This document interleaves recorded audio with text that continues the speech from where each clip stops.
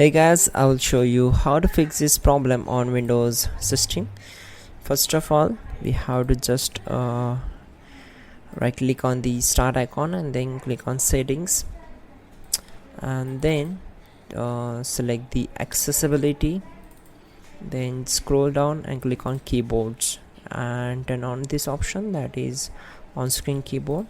So if you turn on this option, the new screen will pop up on your desktop, that is on screen keyboard.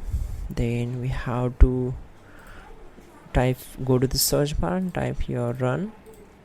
Click here. Once we are here, we need to type here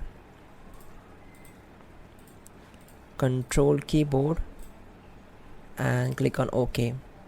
Make sure you have to set the repeat rate to the maximum, set to the fast level, and close this window. Then go to the device manager, right click on the star icon, then select device manager.